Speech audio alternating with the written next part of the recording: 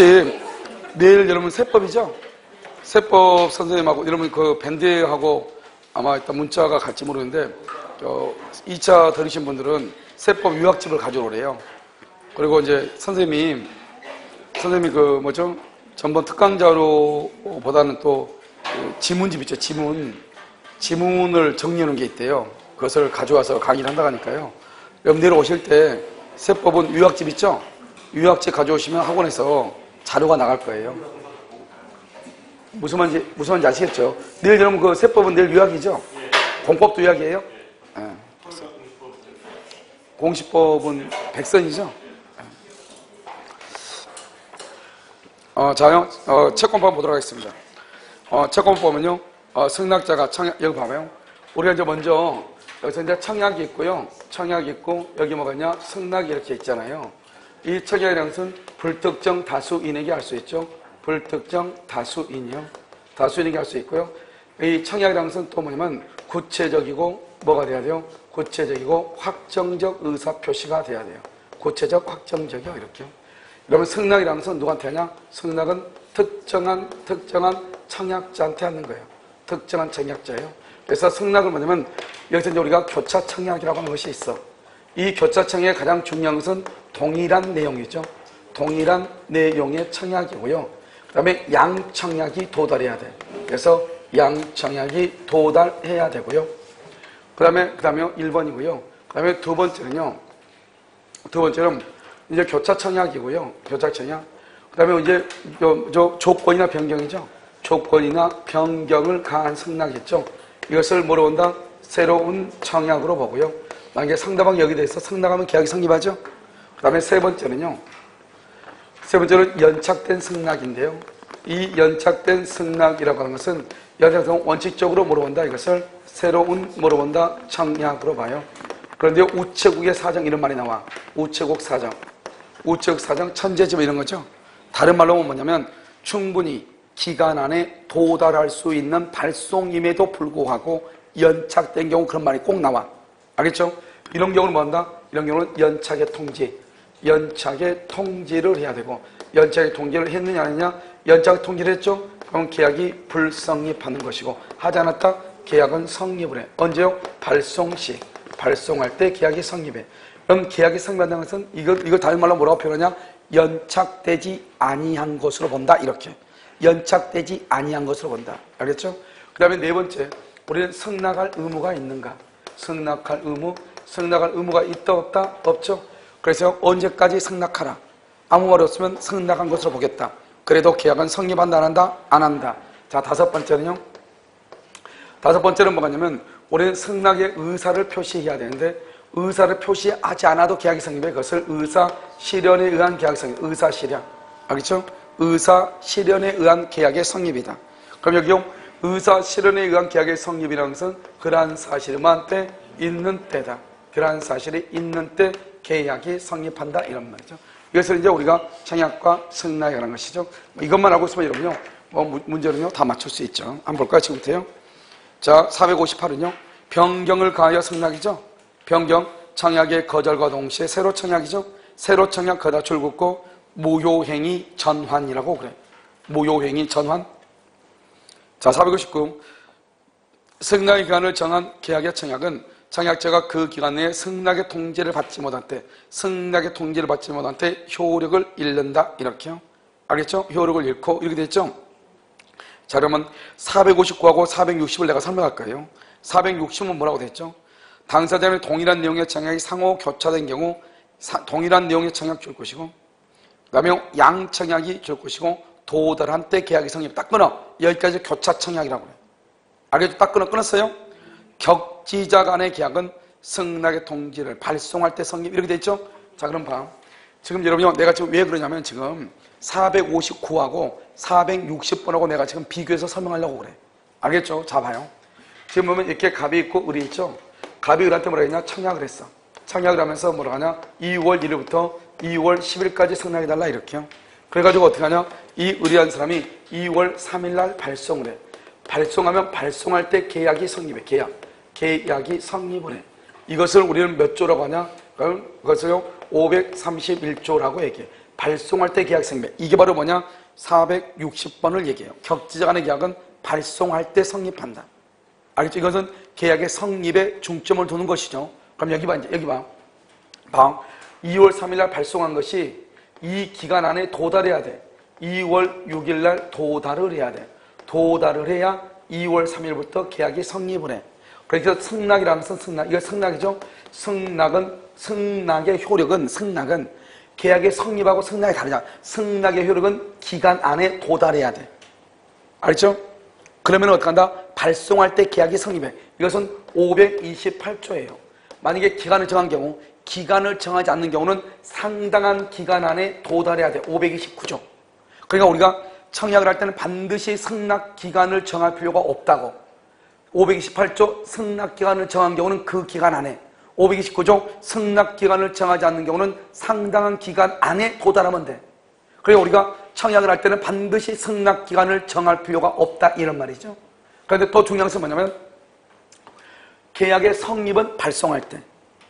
그런데 이 승낙으로서 효력이 있으려면 기간 안에 발송한 것이 도달해야 돼. 그러니까 말을 잘 봐야 되겠죠. 그래서 다 봐봐. 459. 계약의 승낙의 기간을 정했죠. 계약의 청약자가 그 기간 안에 승낙의 통지를 뭐하지 못하면 받지 못한 때 효력을 뭐한다? 잃는다, 이 말이에요. 받지 못하면. 그러니까 이 기간에, 그러면 무슨 말이지 이 말이? 청약이라는 것은 2월 10일이 지나면 청약은 자동적으로 없어진다, 이 말이죠. 이것은 승낙이라고 하는 것이 이 기간 안에 도달해야 청약에 대해서 승낙이 된다, 이 말이고, 승낙이 있어야 계약이 성립할 거 아니에요. 그러면 계약은 언제 성립하냐? 발송할 때 계약이 성립한다, 이 말이죠. 알겠죠? 그러니까 이런 말이죠. 거꾸로 얘기하면 일단 2월 3일 발송하죠. 그럼 계약 성립해. 그래가지고 2월 6일 날 도달하죠. 그러면 계속 계약이 성립해. 2월 3일 발송하죠. 계약이 성립해. 2월 12일 날 도달하죠. 그러면 기간이 지나서 도달했죠. 그러면 처음부터 계약이 성립하지 않는 것으로 돼버려요.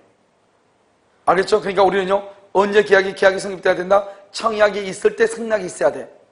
그럼 언제까지 승낙이 도달해야 된다? 청약의 기간 안에 도달해야 돼. 알겠죠? 그래서 그럼요, 거기 보면 승낙의 통지를 받지 못하면 그 효력을 잃는다, 이 말이죠. 알겠죠? 효력을 만다? 잃는다. 그래서 연착이 되면은 청약은 없어진다. 그래서 아까 우리 말했죠? 연착된 승낙을 뭐라 한다? 새로운 청약이다, 이렇게 얘기하는 거예요. 알겠죠? 그 다음에 461은요, 같은 내용의 청약이 서로 교차 청약이죠? 양 청약이 모두 그냥 양 청약하지, 두 청약은 뭐야? 아니, 그냥 법에 나와 있는 대로 그냥 하지. 뭐 하려고. 나 참, 이런 거 정말 이해 안 가요. 아니, 중요한 말은 바꾸면, 그런가 보다 이러는데, 양은 참. 있겠죠? 두 청약? 이런 걸 본 적 없는데. 알겠죠? 찍었겠죠, 누가요? 응? 자, 이거 명예퇴직이죠? 그럼 명예퇴직의 신청은 어떻게 돼요? 신청은 합의해지의 청약이에요. 이런 봐봐요. 혹시 여러분 회사 다니다 명예퇴직 하신 분 계시면 봐봐. 명예퇴직 신청하라고 그러죠? 신청한다고 해서 명예퇴직 되는 게 아니잖아요. 내가 명예퇴직 신청하면 사용자가 거기에 대해서 승낙을 해야지 되죠. 그러니까 명예퇴직은 신기하게요. 우리 봐봐요. 우리는요, 청약을 어쩌죠? 상대방한테 도달하면 철회 못하죠. 그런데 명예퇴직은 내가 신청했다고 해서 명예퇴직이 되는 것이 아니고 사용자의 승낙이 있어야 명예퇴직이 되잖아요. 그러니까 내가 명예퇴직을 신청했다는 것은 사용자한테 도달했다, 이 말이잖아요. 그렇더라도 사용자의 승낙이 있기 전에는 처리할 수 있어요. 알죠? 근데 승낙이 있으면 더 이상 처리가 된다, 안 된다? 안 돼. 언제까지 처리한다? 승낙이 있기 전까지, 이렇게. 그래서 사용자의 승낙이 있어 근로계약이 합의 해지되기 전에는 뭐 할 수 있다? 철회할 수 있다. 거기다가 뭐죠? 승낙이 있은 후에는 철회액선. 승낙이 있은 후에는 철회액선. 이것은요, 2012년에는요, 사법시험에서 지문이 연속 3개나 났어. 알겠죠? 3개. 자, 463은요. 계약이 성립하기 위해서는 당사자가 서로 대리받은 수개의 의사표시에 객관적 합치가 필요하고, 객관적 합치가 있다고 하기 위해서는 당사자의 의사표시에 나타나 있는 사항에 관하여 모두 일치해야 돼.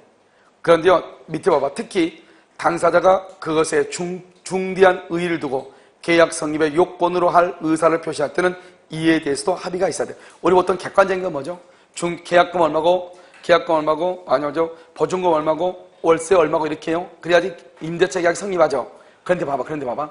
이런 경우를 얘기한단 말이죠. 뭐 어떤 경우를 얘기하냐면, 우리가 어떤 사람들을 보면 화장실이 되게 중요하게 생각하는 사람이 있어. 여러분, 월세 같은 거 보면, 저는요, 이렇게 사람들 와가지고 뭐 물어보잖아요. 월세 같은 거 물어보면, 보통 어떤 집을 구하세요? 그러면 보증금 얼마 얘기하고, 주로 그런데 어디에 중점을 두세요? 물어보면, 저는 그것이 화장실이, 아니 싱크대가 너무 좁아서 전번집은 너무 불편해서.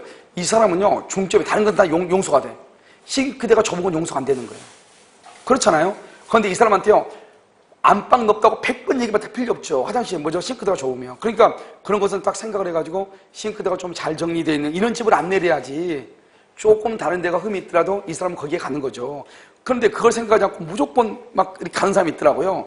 혼자 중개사 사무소 한번 놀러 가면요, 사람 집 보여주는데 1시간 넘게 기다려다 온 사람이 있어. 땀 뻘뻘 흘리면서. 그러고 나서 의뢰인은요, 안녕히 계세요 가버려. 그거 왜 그런지 모르겠어요. 알겠죠? 근데 아무튼 사람이 자기는 싱크대를 중대한 의의로 줬다 이 말이에요. 그러면 주인한테 얘기하죠. 싱크대가 너무 나가서 그러면 교체해 줄게 이렇게 하죠. 그러면 자기는 교체해 주지 않으면 이 집에 들어오지 않잖아요. 근데 싱크대하고 임대차 계약하고는 큰 문제는 없잖아요. 그런데 자기는 싱크대가 중요한 의의를 줬다 이 말이죠. 그런데 싱크대가 왔더니 수리가 전혀 안 돼 있어요. 그럼 뭐 할 수 있다? 계약을 말 수 있다. 해지할 수 있다 이 말이죠.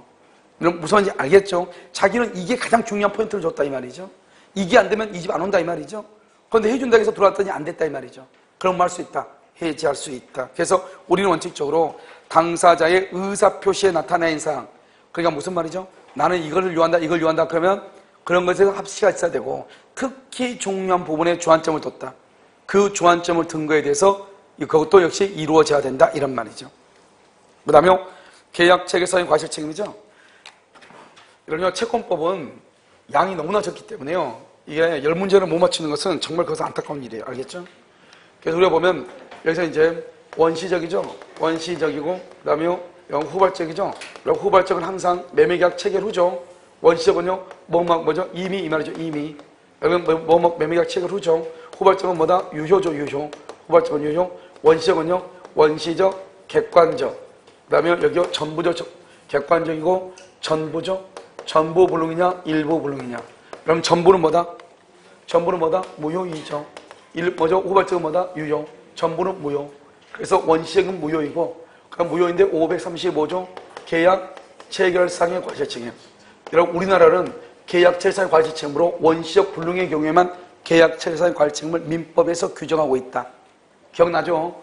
그 다음에 일부인데 이것을 수량을 지정한 매매다. 수량을 지정한 매매. 알았어요. 수량을 지정한 매매죠. 그러면 여기서 일부죠. 이럴 때는 뭐다? 574조 담보책임이죠. 그러면 담보책임, 574조 담보책임은 유효이다, 무효이다? 유효이죠. 그러니까 대금, 감액, 계약, 해제, 손해배상 이런 말이 나오죠. 그래서 유효이기 때문에 이런 거를 일부가 부족할 때는 부당이득이란 말이 나온다, 안 나온다? 부당이득 발행한 말이 나오지 않고 담보책임이죠. 일부가 부족일 때는 계약, 체결상의 과실책임이라는 말이 나온다, 안 나온다? 안 나온다. 원시적 불능은 이미 유효이다, 무효이다? 무효이다. 후발적은 유효죠. 유효인데 이 말이죠. 유효인데, 후발적은 유효인데 채무자가 잘못했다. 채무자의 잘못이 있다. 우리는 이것을 뭐라고 한다? 채무불행이죠. 채무불행이 있으면 계약을 해제하고 원상회복을 청구하고 손해배상을 청구한다 이 말이고요. 이때 손해배상은 전보배상, 손해배상이나 전보배상이나 같은 의미예요. 알겠죠? 그 다음에 여기 채권자요. 채권자가 잘못이 있다.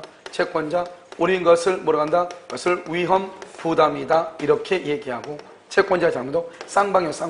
쌍방이 잘못이 없다. 쌍방이 잘못이 없다. 이것을 뭐라 한다? 위험부담, 채무자 위험부담 또는 뭐라 한다? 대상 청구권 이렇게 된단 말이죠. 이 중에서 제일 중요한 것은 채무불행이죠. 채무불행은 항상 채권자가 잘못한 게 아니고 채무자가 잘못해야 된다고.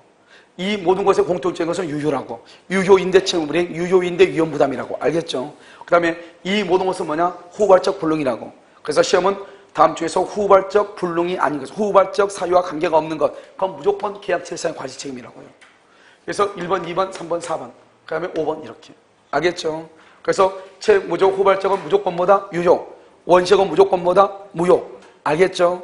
그래서 그런데 계약 체결상의 과실 책임은 이렇게 갑이 있고 여기 을이 있으면 일단 계약을 체결하기 전에 이미 건물이 이미 멸실되든지 이미 수용이 되든지 이미 매도가 되고 없든지 아무튼 이미야.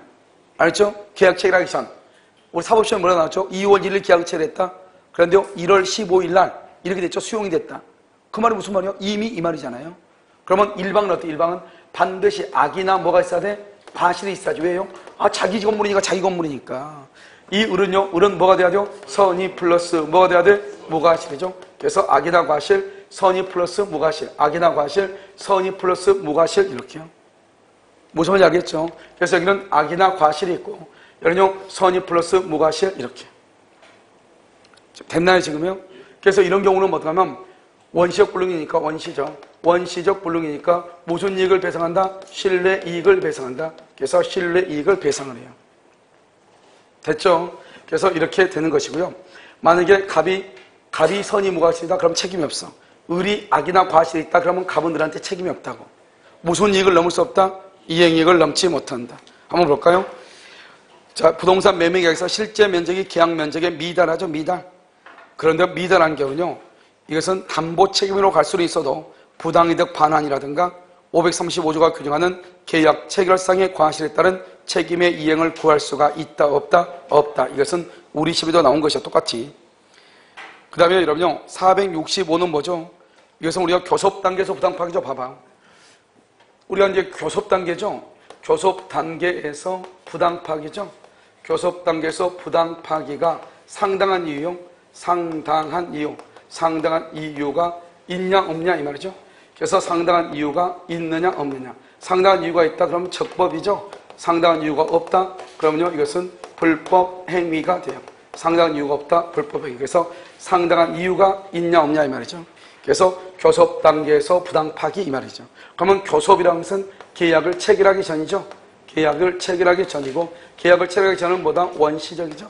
원시적이니까 이것은 무슨 이익이다? 실내 이익이죠. 실내 이익을 배상하죠. 그럼 여기서 불법이니까 불법행위로서 실내 이익이지 계약 체결상의 과실책임은 그러면 안 돼. 계약 체결상의 과실책임은 계약을 체결했는데 그 이전에 이미 건물이 없더라 이런 말이고 이것은 계약 체결 자체도 못하고 서로 간만 보다 끝난 거죠. 무슨 말인지 알겠죠? 교섭 단계니까. 알겠죠? 그 다음에 여기서 신뢰라고 하는 것은 뭐다? 계약이 체결될 것으로 믿었다 이 말이죠. 따라서 계약 체결이 좌절되더라도 어쩔 수 없다고 하면서 투입한 비용 좌절되더라도 괜찮다. 그 말은 신뢰한 것이 아니잖아요. 안 되죠. 여기서 경쟁 입찰이죠. 경쟁 입찰에 참가하기 위한 견적서 작성 비용 된다 안 되죠. 그 다음에 우리가 신뢰라는 것은 계약을 체결하는 과정인데 상대방이 적극적으로 요구해. 상대방의 적극적 요구에 의해서 비용을 제출했죠. 이 비용에 대해서는 청구할 수 있다 없다? 있다. 내가 아니고 상대방이 적극적 요구.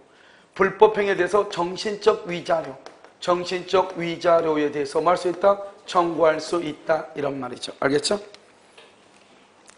그래서 465는요 계약 체결이 좌절되더라도 어쩔 수 없다고 생각하고 제출한 비용은 손해에 포함된다 안 된다? 손해에 포함되지 않는다. 그 다음에 여기 466 보면 상당한 이유 없이 이 말이 가장 중요해요. 교섭 단계에서는 상당한 이유 없이 계약 체결을 거부죠. 그럼 뭐를 구성한다? 불법 행위를 구성한다. 그래서 우리는 교섭 단계니까 무슨 이익 배상이다? 거기다 신뢰 이익 배상이다 이렇게. 계약 교섭의 파기로 인한 불법 행위가 인격적 법익을 침해하죠. 그러면 정신적 고통에 대해서 뭐 할 수 있다? 손해배상을 청구할 수 있다. 이러면 465번 계약 체결이 좌절되더라도 거기 동그라미 좌절. 465 좌절 동그라미했어요. 경쟁 입찰에 참가하기 위한 견적서 작성 비용. 경쟁 입찰에 참가하기 위한 견적서 작성 비용 X. 견적서 작성 비용 포함한다 안 한다? 안 한다. 그런데 여러분 죄송해요. 그 다음 장이 있네요. 468번에 468번에 경쟁 입찰에 참가하기 위하여 제출한 제안서 견적서 작성. 경쟁 입찰이라는 것은 부동산 경매죠. 내가 반드시 경락을 받는다는 보장이 있어요 없어요? 없죠. 그러니까 신뢰가 아니죠. 손해배상범위에 포함되지 아니한다 이렇게요. 다음에 469는요. 교섭 단계에서 이행의 착수가 상대방의 적극적 요구에 따른가 적극적 요구. 맨 끝에요. 이러한 지출한 비용도 손해배상 범위에 뭐가 된다? 포함이 된다. 지금 내가 좀 줄고조 하는 것은 우리 시험에는 이렇게밖에 안 나와요. 알겠죠? 그 다음에 470은요. 맨 끝에요. 계약이 유효하게 체결된다고 믿었던 것에 의하여 입었던 손해. 여기까지는 뭐라 한다? 즉은 뭐죠? 즉, 이퀄 이 말이죠. 즉은 이퀄. 그러니까 무슨 말이냐? 계약이 유효하게 체결된다고 믿었던 것에 의하여 입었던 손해. 이퀄 신뢰이익 손해의 한정이다. 신뢰손해. 그래서 신뢰이익 배상이다. 이런 말이죠. 됐죠, 지금? 그래서 이것을 얘기하죠. 자, 그 다음에 여러분요, 이제 동시행 항변권이요. 동시이행 항변권도 여러분요, 아주 간단해요. 동시행 항변권이요.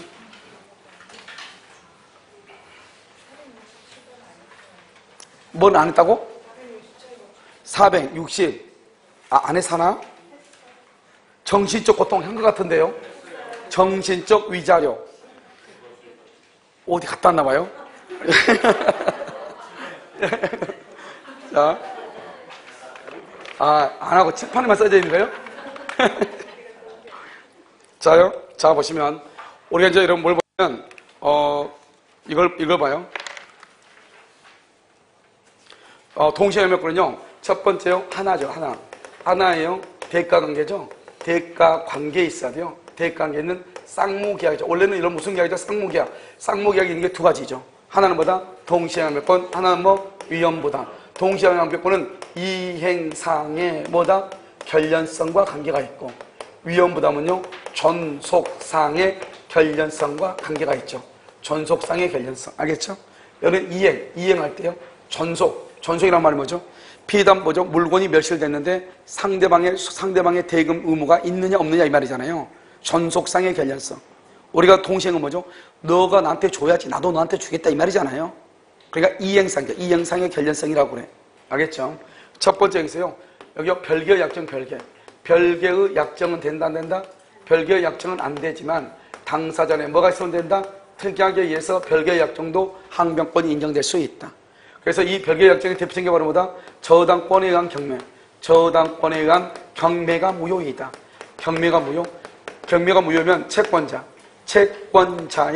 배당금 반환 의무와 그 다음에 저당권자죠? 경락인이죠? 경락인의 등기 말소 의무는 동시행이다 아니다? 아니다. 그럼 이것은 아주 중요하다고 그랬죠? 경매가 우리 시험에도 한번 나왔고요. 그 다음에 두 번째는요, 동일성 여부죠? 동일성이요. 우리 시험에 두 번 나왔죠? 뭐다? 채권양도. 우리 이야기 채권양도가 두 번 나왔어. 채권양도하고 상소. 이것은 동시행인데, 경계는 동시행이다 아니다? 아니다. 그 다음에 목적물의 인도 의무가 이행불능이 돼서 손해배상 채권을 맡기죠? 목적물의 인도 의무가 이행불능이 돼서, 이행불능이 돼서 손해배상 채권을 맡기죠? 손해배상 채권을 맡기죠? 이런 경우도 동시이행이다 이 말이죠. 그래서 이것도 우리 시험에 여기는 거 뭐 다 시험에 나왔으니까요. 그 다음에 이제 비교를 해야 된다고 했죠. 매매라는 말이 나오면 이것은 완전한 권리를 지잖아요. 완전한 권리요. 그래서 어떻게 하냐면 여기서 이렇게 소유권 이전 등기, 그 다음에 여기요 잔금 이렇게요. 매도인의 등기 의무와 잔금은 무슨 관계다? 동시이행이다. 동시이행은 채무불이행이 아니다. 채무불이행이 아니니까 뭐를 계약을 말 수 없다? 해제할 수 없잖아요. 그런데 여기에 이 사람이요, 자기가요, 매수인이 부가가치세를 부담하기로 했다. 부가가치세 플러스 잔금이 등기하고 동시이행. 만약에 이 건물에요, 압류나 가압류가 있다. 압류나 가압류 또는요, 가처분 등기가 있다. 건물에요. 저당권이나 근저당권이 있다. 이 말이죠. 그럼 이런 모든 것을 뭐하고? 말소하고 등기가 무슨 관계다? 동시행이다. 그래서 여러분요, 우리가 임대차에서 지상물 매수를 청구할 때 그 지상물에 근저당권이 있다 하더라도 지상물 매수를 청구할 수 있다. 왜냐? 내가 지상물에 대한 매수 대금을 지급할 때는 지상물에 붙어있는 근저당권을 말소하고 소유권 이전 등기를 할 때까지 잔금의 지급을 마음은 돼? 거절하면 되니까. 그래서 뭐가 나오냐면 지상물 매수 청구에서 지상물에 근저당권이 있을 때 지상물 매수를 청구할 수 있느냐 없느냐 이런 문제가 나온단 말이죠. 청구할 수 있다 이런 말이죠. 여기는 매매다. 매매. 잘 봐. 여기는요, 채권. 채권을 담보하기 위한 담보권 소멸 절차. 소멸 절차 무슨 말이냐? 채권을 담보하기 위해서 저당권을 설정을 했다 이 말이죠.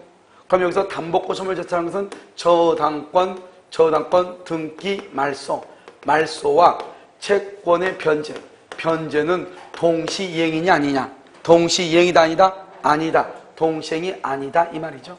왜냐면 채권이 주된 권리고 저당권이 종된 권리잖아요. 그럼 여기서 봐봐. 여기도 저당권이 있고 여기도 저당권이 있잖아요. 여기는 동시행이고 여기는 동시행이 아니잖아요. 알겠죠? 이건 뭐냐? 여기는 매매에서 매매 계약에서 목적물에 저당권이 있다. 저당권 등기 말소 플러스 소유권 이전 등기가 잔금의 지급과 동시행이다 이 말이죠. 그런데 여기는 그런 말이 없죠. 채권을 담보 동시행이다 아니다? 아니다. 왜요? 저당권은 무슨 권리다? 종된 권리다 이런 말이죠. 자, 두 번째는 변제기에 있어야 돼요. 변제기. 첫 번째는 불안의 항변권이다. 이 불안의 항변권은 신용 불안이라든가 재산 상태가 악화가 된 경우 이렇게요. 두 번째는요, 여기서 중도금이다. 중도금 뭐라고 한다? 이것을 선이행이라고 얘기하고요. 그래서 이거를 잔대금이다. 잔금을 뭐란다? 이행기가 도래했다 이 말이죠. 일방이 선이행 의무를 지고 있는데 상대방 채무에 이행기가 도래하죠. 그럼 여기서는 이것은 동시행이 아니란 말이죠. 그런데 여기는 뭐다? 여기는 동시이행이다 이 말이죠. 그래서 선이행 의무자가 이행을 하지 않고 있는 사이에 상대방 채무에 이행기가 도래한다. 이게 시험에 가장 잘 나와. 동시행이다 이 말이죠.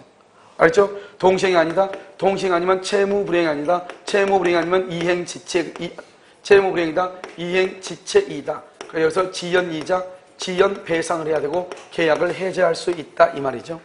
그런데 동시이행이다.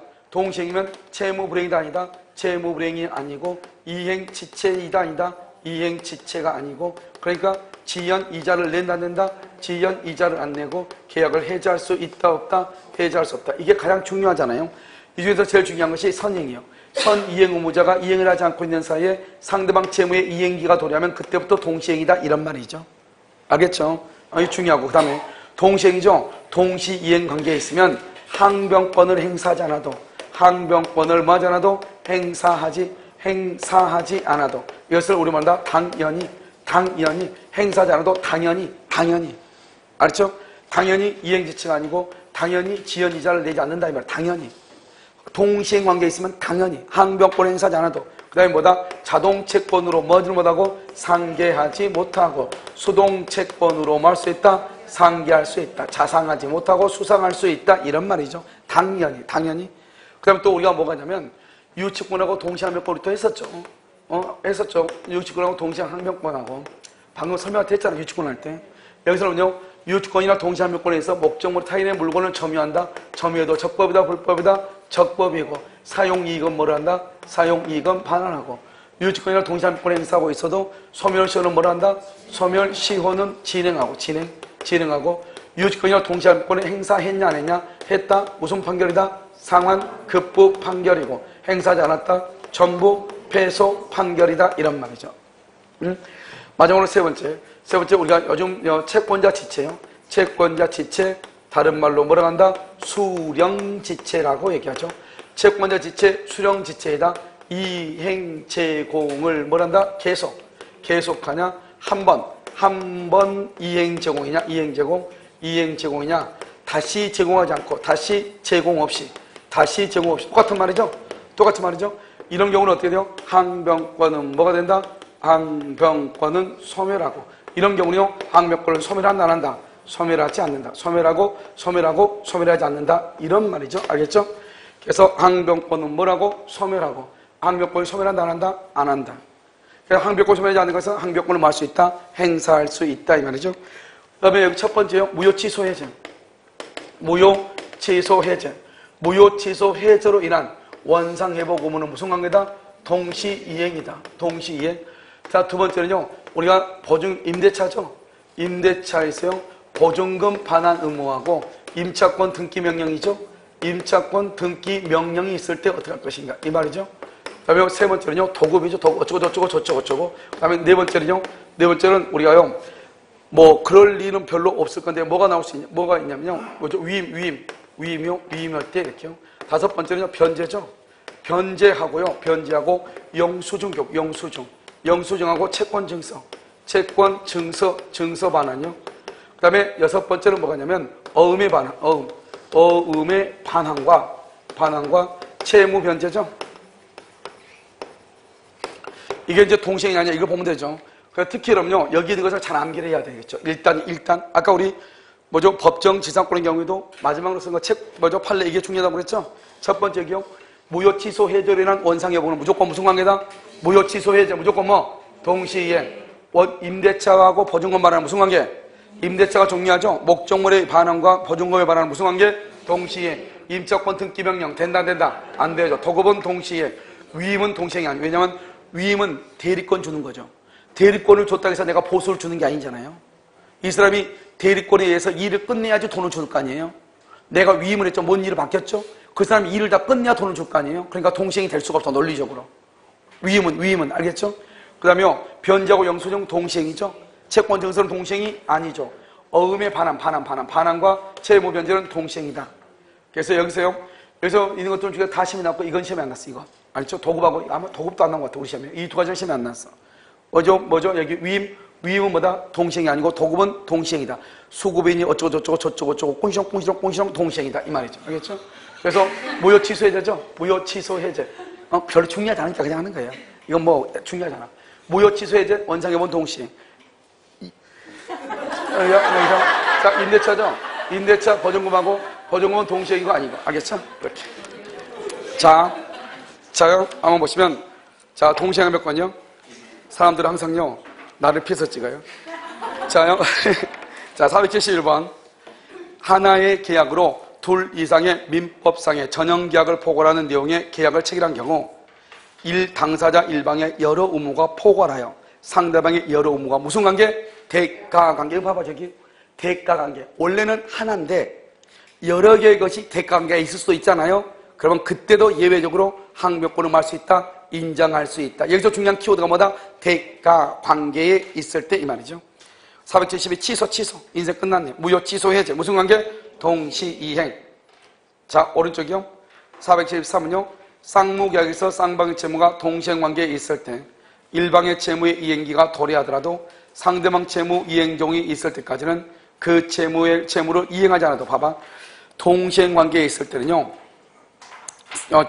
네 번째 줄고요. 그 채무를 이행하지 않아도 항변권 있으면 당연히죠. 봐봐. 동시행 관계에 있으면 항변권을 행사하지 않아도 당연히 항변권 있으면 당연히 이행지체가 안 돼. 당연히 이행지체 책임을 지지 않는 것이다. 그 채무를 이행하지 않아도 당연히 말이다. 당연히 거기 줄었어요. 지체 책임을 지지 않는 것이지만 이행지체 책임이 없다고 주장하는 자가 반드시 항변권을 행사해야만 발생하는 것은 아니다. 어떻게 해요? 행사하지 않아도 있다. 알겠죠? 행사하지 않아도 당연히 이 말이죠.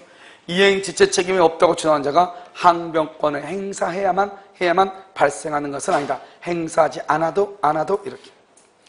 자, 474는요. 동시이행 관계에 있는 쌍무계약에 있어서 상대방의 채무 불행을 이유로 계약을 해제하려고 하는 자는 동시이행에 있는 자가 채무의 이행을 제공해. 봐봐요. 여기 봐봐. 우리가 이게 동시행이죠. 동시행의 경우는 해제를 못 하잖아요.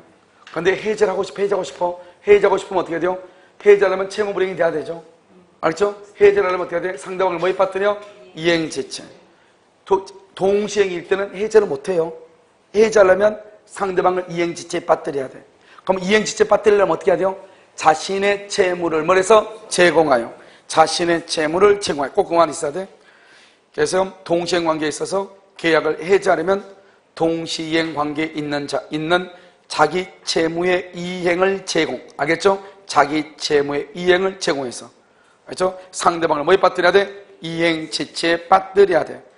여기서 이행 제공이라고 하는 것은 뭐냐? 언제든지 현실로 이행을 할 수 있는 준비를 완료하고 그 뜻을 상대방한테 통지하면 돼. 그런데 그 밑에 봐봐. 단순히 이행의 준비 태세를 갖추고 있는 것만으로는 안 된다. 거기다가요. 좀 변화내나. 단순히 한 이행의 준비. 이것은 이행 제공이 아니다. 이런 말이죠. 그 다음에 475. 매수인이 부가가치세. 봐봐. 매수인이 부가가치세. 부가가치세 여기죠? 부가가치세. 그럼 부가치세를 포함한 매매대금 첨부와 등기가 무슨 관계다? 동시이행. 476. 임대차 보증금이죠? 보증금이요? 그러면 임대차 보증금 반환 의무는 전세권 설정 등기 말소 의무와도 무슨 관계가 있다? 동시이행. 왜냐면 우리 이런 사람 있죠? 임대차 계약을 체결하고 불안하니까 전세 계약하는 사람, 전세권 등기한 사람이 있잖아요. 그러니까 임대차 보증금은 언제 반환하죠? 언제 반환해? 뭐죠? 전세권 등기 말소를 해줘야지 반환할 거 아니에요? 거기다가 무슨 관계다? 동시이행. 477은 중요하죠? 선이행 의무, 중도금이죠? 선이행 의무자가 이행을 하지 않고 있는 사이에 상대방 채무의 변제기, 이행기가 도래한다. 선이행 의무라고 하더라도 이행기가 도가한다. 이행기가 도가. 그러면 그때부터 무슨 관계다? 동시이행. 476, 8. 매수인이 선이행 의무 있는 중도금을 지급하지 않았다 할지라도 잔대금 지급길, 잔대금 지급길은 뭐죠? 이행기, 잔대금 지급길이 도래한다. 그러면요, 맨 끝에 그때부터는 무슨 관계다? 맨 끝에 그때부터는 거기요 동시이행이죠. 그러니까 그때부터는 동시이행이니까 동시이행, 그때부터는 잔금 날짜부터는 매수인은 중도금에 대한 이행지체 책임을 진다, 지지 않는다? 지지 않는다. 이게 무슨 말이에요? 봐봐요.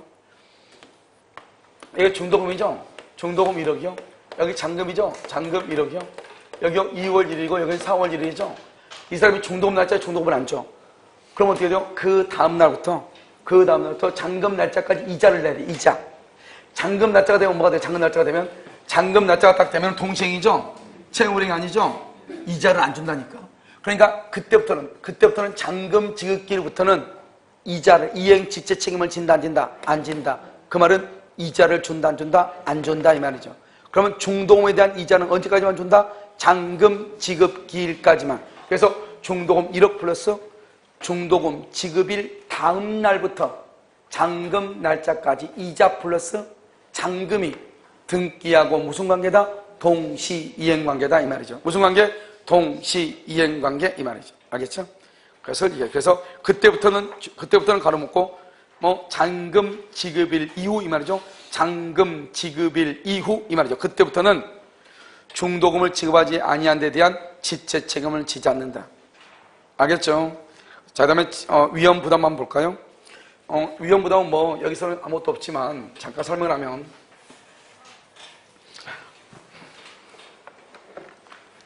위험 부담은요 여기요 이렇게 돼 있죠. 이렇게 갑이 있고 여기 을이 있죠. 갑하고 2월 1일 계약을 체결하고 여기서 건물이 이렇게 몇 시가 되죠? 후발적 불능이죠. 후발적. 아까 우리 계약 체결사의 관리책임은 원시적이었죠. 여기 후발적이죠. 여기 을이죠. 을은요 건물이 없으니까 등기를 청구할 수 있어요? 없어요? 등기를 청구 못하죠. 이것을 우리는 뭐란다? 물건의 위험이다.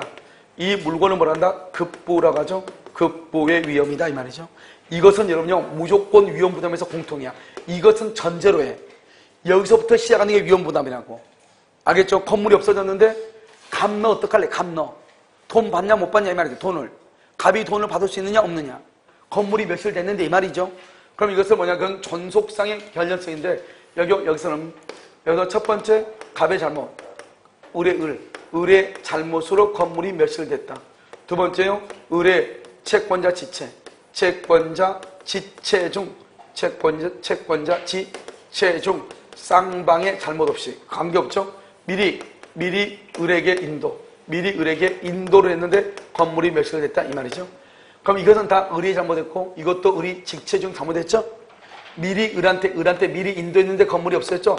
미리 인도했을 때는 누구 때문에 건물이 몇시가 됐냐 따질 필요가 없죠. 알겠죠? 이런 경우는 어떻게 돼요? 갑은 을에게 대금을 말 수 있다? 청구할 수 있죠. 대금을 청구해. 알겠죠? 자, 그럼 봐봐.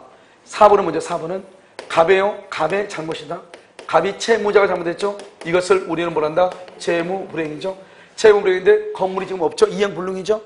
그러니까 을이 갑이 잘못했으니까 을이 계약을 해지할 거 아니에요? 을은 채고 없이 해지할 수 있다. 뭐 없이? 채고 없이 해지하고 원상회복, 손해배상을 청구하죠? 알겠죠? 그래서 이건 채무불이행은 이행불능이죠? 이행불능이니까 이행불능. 자 보면 채고 없이 해제. 그 다음에 손해배상이죠. 이때의 손해배상은 어떻게 하는 것이냐? 이행 이행불능 당시 시가를 기준으로 해요. 그래서 이행불능이니까 손해배상은 이행불능 당시, 우리는 채무불행은 채무불행 당시, 이행불능은 이행불능 당시 똑같아. 알았죠? 그때의 시가를 기준으로 최고 없이 해제. 그 다음에 다섯 번째는 원래는 법조문에 뭐라? 법조문에는 채무자의 잘못 없이 이렇게. 그럼 채무자의 잘못 없다고 돼 있죠? 그런데 채권자가 잘못 있단 말이 있어 없어? 없죠. 그러니까 결국 이 말은 뭐냐? 쌍방이 잘못 없다 이 말이죠. 이 말은 쌍방이 잘못이 없다 이 말이에요. 법조문에는 우리 법조를 뭐라 하느냐? 채무자의 잘못 없이 이렇게만 나와 있어. 근데 그 말이 무슨 말이냐? 쌍방이 잘못 없다 이 말이죠. 왜? 채권자가 잘못 있단 말이 있어 없어? 없잖아요. 그러면 을이 잘못 없으니까 갑은 을에게 대금을 청구할 수가 있어 없어? 대금을 청구 못하죠. 결국 갑은 건물은 없고 손해만 보죠. 이것을 우리는 뭐라 한다? 대가의 위험이다. 이 대가를 뭐라 한다? 반대급부의 위험이다 이렇게 하죠. 그래서 여러분요, 약간 어려운 말인데 봐봐. 을이 잘못했죠? 을이 잘못했으면 갑은 을한테 돈 받을 수 있죠. 을이 잘못 없으면 갑은 돈 못 받죠. 갑이 돈을 못 받는 걸 대가 위험이라고 하죠. 그런데 여기는요, 을의 잘못으로 건물이 없어지니까 을은 돈을 줘야 되죠. 을은 갑한테 돈 줘야 되죠. 갑은 을한테 돈 받을 수 있다 이 말은 을은 갑에게 돈을 줘야 된다 이 말이잖아요. 그래서 그걸 뭐라 하냐? 이것을 채권자에게 대가 위험이 채권자에게 대가 위험이 전가된다 이렇게. 알겠죠? 채권자가 대가 위험한 것은 건물은 없고 돈만 준다 이 말이죠. 채무자가 대가 위험은 건물은 없어지고 돈을 못 받는다 이 말이죠. 그러니까 만약에 을이 갑한테 계약금이나 중도금을 줬다? 그러면 갑은요, 계약금이나 중도금을 어떻게 해야 돼? 반환해야죠. 반환. 물론 당사자 간의 합의로 반환하지 않을 수도 있죠. 그런데 이 채권자 위험부담주의 경우는 어떻게 하냐? 이로 인해서 채무자가 이익 있죠? 이익을 얻은 거 있으면 그 이익은 채권자한테 뭐를 해야 돼? 반환해야 돼. 반환. 알겠죠? 채무자가 얻은 이익이 있다? 그 이익은 채권자한테 뭐를 해야 돼? 반환해야 돼. 다시요. 위험부담은 딱 5개밖에 없어. 첫 번째, 을이 잘못했다. 을의 채권자 지체 중이다. 미리 인도했다. 그래가지고 건물이 멸실됐다. 갑은 을에게 뭐란다? 대금을 청구할 수 있다. 을은 갑에게 대금을 지급할 의무가 있다. 그래서 을에게 대가의 위험이 전가되는 거죠. 만약에 갑의 채무불행이죠? 도리어 을이 계약을 해지하죠. 채고 없이. 만약에 갑의 잘못 없다?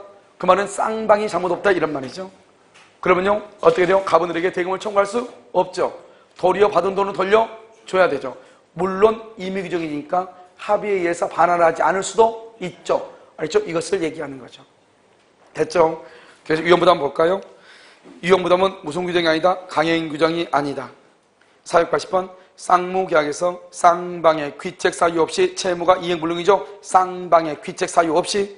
그러면 이미 쌍방의 귀책 사유 없이 그러면 뭐죠? 채무자 위험 부담주의죠. 그래서 거기다가 쌍방의 귀책 사유 없이 그러면 채무자는 대금 청구액서. 채무자는 대금을 청구할 수 없죠.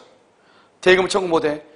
이미 이행한 급부. 이미 이행한 급부마다 계약금 또는 중도금이죠. 계약금이나 중도금은 반환해야 돼. 반환. 알죠? 그래서 채권자는 반환을 청구할 수 있다. 채무자는 반환할 의무가 있다. 이미 이행한 급부. 이미 이행한 급부는 뭐를 한다? 반환을 한다. 481. 쌍무계약의 당사자 일방의 채무가 채권자의 무슨 사유? 책임 있는 사유. 책임 있는 사유로 이행할 수 없죠. 채권자가 잘못했죠. 채무자는 이행을 말 수 있다. 청구할 수 있다. 그래서 482. 사용자 동그라미하고 채권자. 해고처분이 무효. 해고처분이 무효 줄 것이고 귀책 사유.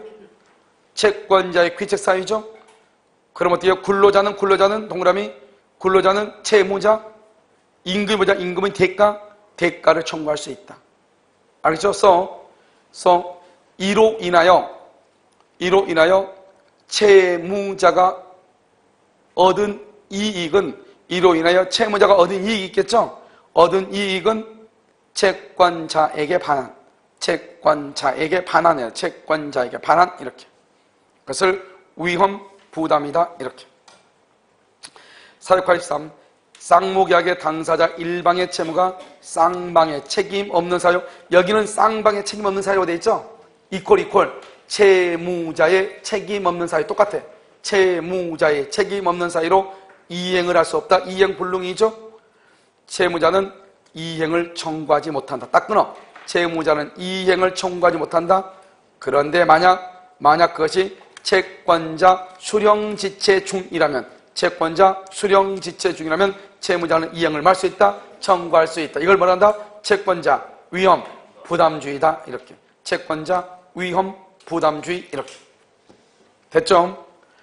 그 다음에 제3자를 위한 계약이요.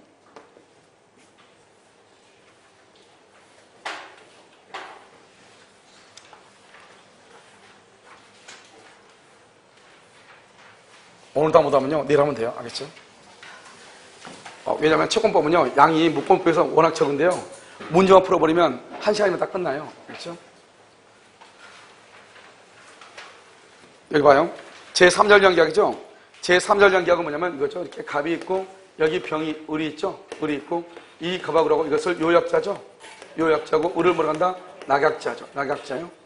그리고 이것을 무슨 관계로 한다? 보상관계죠. 갑하고 을하고 뭐라 한다? 이것을 제3자. 제3자를 위한 계약의 무슨 요건이다? 성립 요건이죠. 이런 봐봐. 계약의 성립 요건. 이것은 갑과 을 간에 뭐로 한다? 합의로만 이루어진다. 따라서 여기서 우리가 뭐냐? 수익의 의사를 표시하죠. 이 수익의 의사를 표시하면 이 수익의 의사 표시는 뭐냐? 이것은 제3자의 권리 발생 요건이죠. 권리 발생 요건인 것이지. 발생 요건. 이것이 이 제3자를 위한 수익의 의사 표시가 제3자를 위한 계약의 성립 요건이 아니다. 가끔 시험이 나와. 우리가 제3자를 위한 계약은 갑과 을 간의 합의뿐만 아니라 수익의 의사 표시가 있어야 된다. OX, X란 말이죠. 갑과 을 간의 합의만으로 계약이 성립, 계약. 그래서 제3자를 위한 계약은 갑과 을 간의 합의만으로 이루어지죠. 그래서 뭐를 붙일 수 있다? 계약이니까 조건을 붙일 수 있죠. 단독행위는 조건을 붙일 수 있다, 없다? 없다, 이런 말이죠. 그 다음에 갑과 을 간의 합의니까 갑과 을을 계약의 당사자라고 얘기하죠. 계약의 당사자. 계약의 당사자니까요. 이 사람들이 뭐를 할 수 있다? 무효, 취소, 그 다음에 뭘 할 수 있어? 해제를 할 수 있다. 무효, 취소, 해제. 이 무효, 취소로 인한 부당이득 반환과 원상회복이요. 원상회복 의무요. 이런 것도 오직 갑과 을만 하는 것이다. 따라서 우리요 이것을 병한테 취급하죠. 이것을 수익자. 이 수익자를 뭐라 한다? 제3자라고 하는데 이 제3자는 계약의 당사자가 아니다. 따라서 제3자한테요 부당이득이나 원상회복을 청구할 수 있다, 없다? 없죠. 만약에 갑과 을이요 무효나 취소나 해제를 할 때는 제3자의 동의를 받을 필요가 있다, 없다? 없다. 계약의 당사자가 아니니까. 그 다음에 이 수익자는요 태아라도 가능하다. 태아라도 가능하다 이 말이고요. 그 다음에 여기서요 갑하고 병하고 이렇게 했죠. 이것을 뭐라 한다? 대가관계죠. 그래서 대가관계이다. 대가관계 흠결이죠.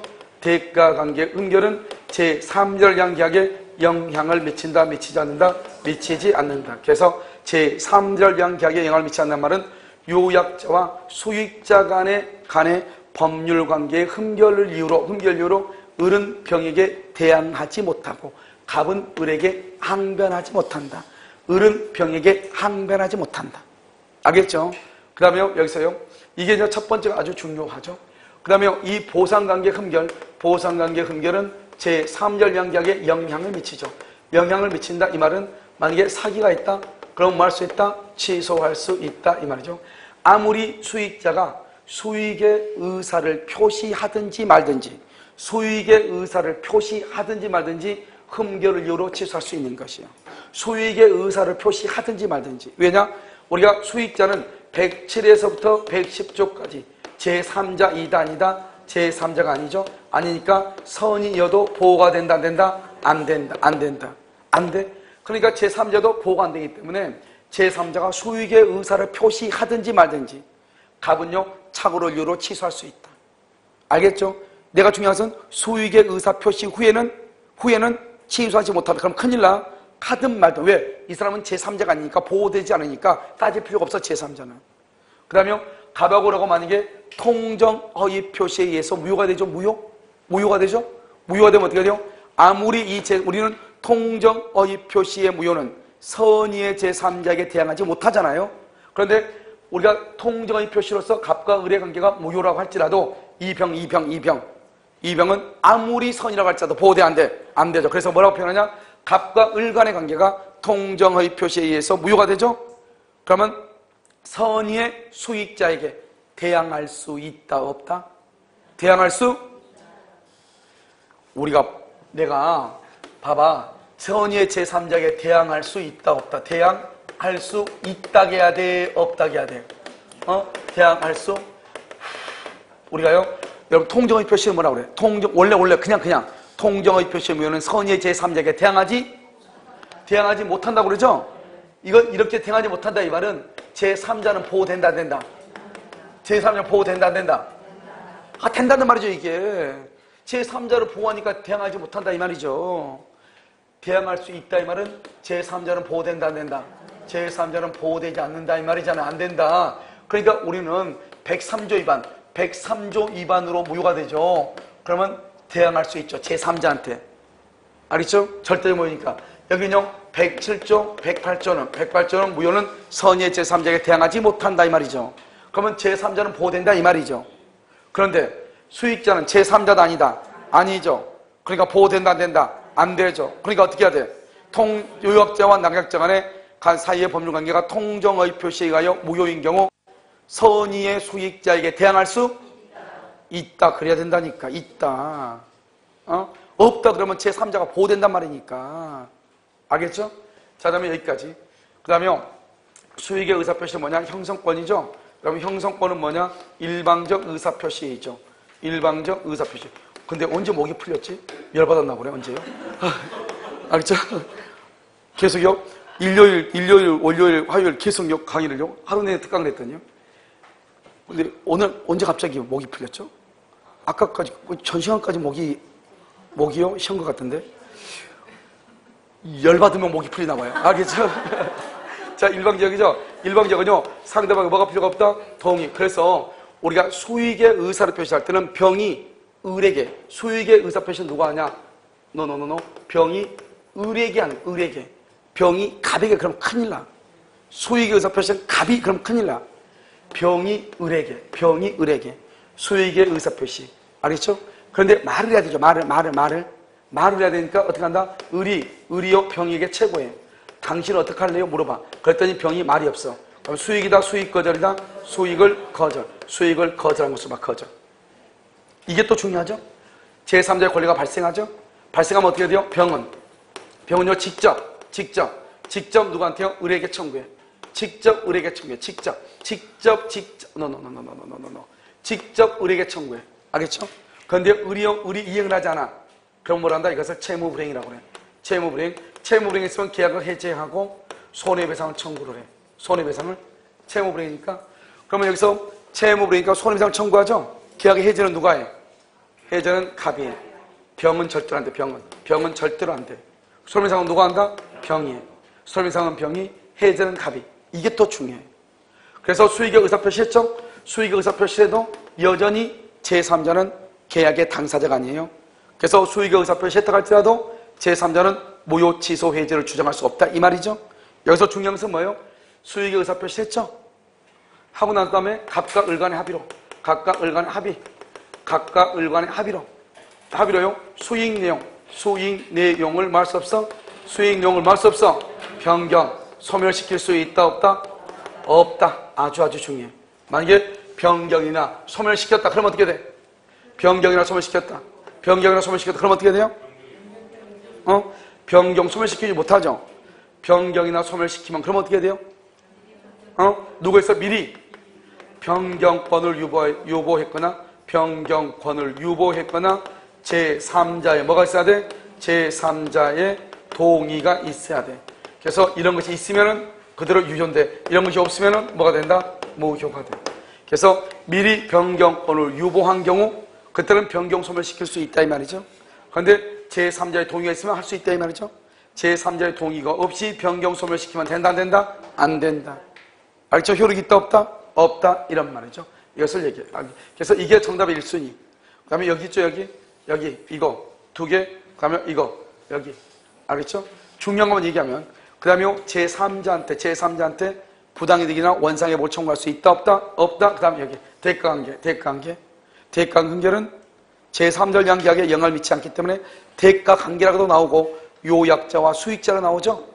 요약자와 수익자 사이에 항변을 가지고 수익자에게 대항하지 못한다, 낙약자에게 대항하지 못한다. 무슨 말인지 알겠죠? 그래서 이것을 정확하게 알아요. 이것을 제3절 계약이고 제3절 계약은 100%요 사례 문제로 나와. 우리가 그냥 이론 문제로 나온 것은 한 문제인가 밖에 없어. 12회 때부터 지금까지. 나머지 전부가 다 뭐다? 사례 문제. 알겠죠? 자, 제3절 계약이요. 484. 제3자를 위한 계약은 요약자와 낙약자의 합의가 있으면 성립하고 제3자의 수익의 의사표시가 있어야 성립하는 것이 아니다. 제3자의 수익의 의사표시가 어디다 써? 제3자의 권리 발생 요건 이렇게. 그 다음에 485. 제3자를 위한 계약을 한 경우 채무자는 상당한 기간을 정하여 계약의 이익의 향수 여부의 확답을 제3자에게 청구할 수 있고 제3자가 그 기간 안에 확답을 하지 않으면 여기서 그러면 큰일 나. 알죠? 발신주의 아니에요. 확답을 하지 않으면 수익을 망한 것으로 본다. 거절한 것으로 본다. 이 말이죠. 거절한 것으로 본다. 이렇게. 알겠죠? 그 다음에 해제권이죠. 해제권은 안 될 것 같아요. 알겠죠? 내일 마지막으로 다 정리하도록 하겠습니다. 내일은 여러분 1시까지 하고요. 1시에 강의 끝나죠? 그러면 1시 식사하시고요. 이런 부분 보통 이러면 혹시 내가 이게 말이 맞나 모르겠는데 이런 보면 그 중의사법에 한 번 시험관으로 위촉이 되면 5년 이내는 선임하지 못한다 그렇게 돼 있나요? 시험관으로 위촉되는 거 한 번 위촉되면 5년 이내는 다시 위촉이 안 된다고 돼 있어요? 그렇게 돼 있어 진짜로? 시험 채점위원으로 선임이 되면 5년 이내는 다시 안 돼요? 그렇게 돼 있어?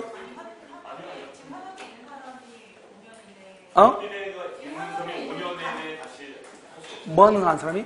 강사에 있는 사람이 그만두고 5년이 아직 안 된 사람은 출전에 이어질 수 없다. 그러니까 한 번 내면 그럼 5년 이내는 안 되는 거예요? 5년이 지나야. 자, 일단 인사하고. 왜냐면 저기 지어야 되니까. 뭐라고 다시 얘기해봐. 그러니까 5년 안 된단 말이 뭐라고요?